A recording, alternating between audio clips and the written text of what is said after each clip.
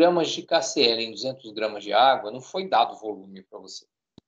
Dada a massa final. 200 gramas de água mais 5 gramas de KCl dá 205 gramas.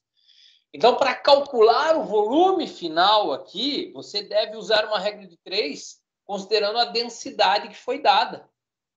Tá? Foi dada a densidade para você. Deixa eu só clarear a sua mente.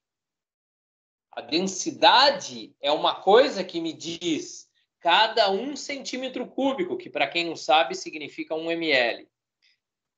Cada 1 ml da solução tem 1 grama. Da solução, da mistura, do todo. Eu sei que esse todo tem 205 gramas, então qual é o volume desse todo? Cada 1 ml desse todo tem 1 grama. Cada 1 grama desse todo tem 1 ml. 205 gramas terão 205 ml. Em litros, 0,205 litros. Você deve ter isso bem claro. O volume final não foi dado aqui explicitamente. Exigiria esse raciocínio.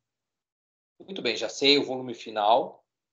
Mas e a quantidade de matéria do meu soluto? Soluto é aquele cara que dissolve.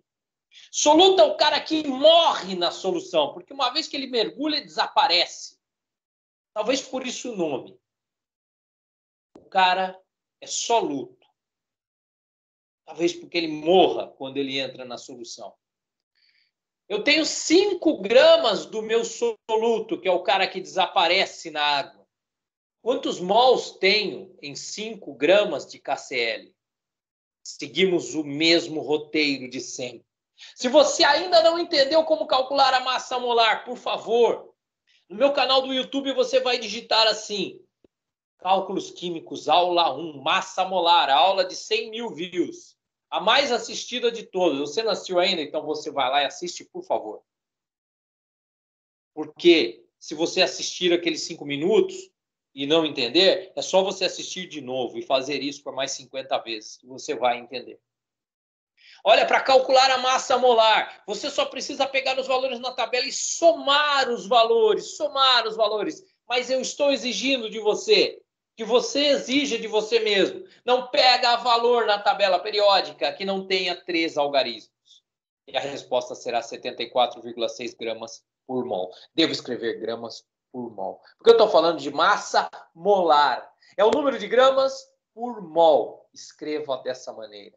Isso significa que cada 1 mol dessa substância, só essa, cada substância tem sua massa molar. Essa substância, sobre ela eu posso dizer que 1 mol dela tem 74,6 gramas. E 5 gramas dela, que é aquilo que eu coloquei lá no início para ser dissolvido na água, tem N mols. Não chama de X, não faz isso. Porque o número de mols tem uma letra do alfabeto só para ele, a letra N, N minúsculo. N maiúsculo na química, para você ter uma ideia, representa número de moléculas. Não faça isso. O N maiúsculo, algumas vezes, representa também o número de moléculas em 1 mol, que é o número de Avogadro, que é o 6,02 vezes 10 elevado a 23. É quantas moléculas eu tenho em 1 mol. Então, mol é uma coisa, molécula é outra. Mol é o pacote formado quando eu tenho exatamente 6,02 vezes 10 a 23 moléculas. Quando eu digo exatamente, esse valor 6,02 já é arredondado. Mas eu estou dizendo para você que para você chamar um pacote de uma substância de 1 mol, não pode ser o número de moléculas daquela substância que você quiser. Tem que ser esse número. E se você estiver lidando com uma substância metálica, que não é formada por moléculas, mas sim por átomos, você vai pegar esse mesmo número, 6,02 vezes 10 a 23 átomos daquele metal. E se você estiver lidando com uma substância iônica, você vai pegar esse número de íons. Só toma esse cuidado. Nunca se esqueça.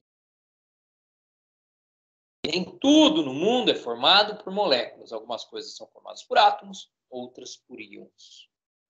E agora, finalizando aqui a aula, quando eu faço 5,00 dividido por 74,6, eu chego em 0,5. 0,670. Você tem que se acostumar a respeitar os algarismos significativos, sim, porque lá no enunciado tudo foi dado com 3 algarismos, tudo. 1,00, o 200 do 200, o 5,00, 5 gramas. Então não estrague a festa. No final, você tem que ter 3 algarismos. Não, aqui você não tem 5 algarismos significativos, você tem 3.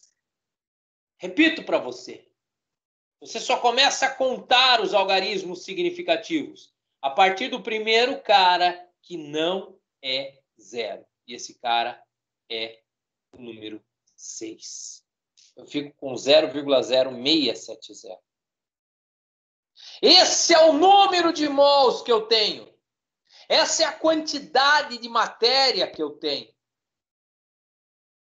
E aí eu vou dividir isso pelo número de litros. Para chegar no número de litros, o volume dessa solução, eu preciso de uma outra regra de 3 que eu já expliquei e vou reexplicar.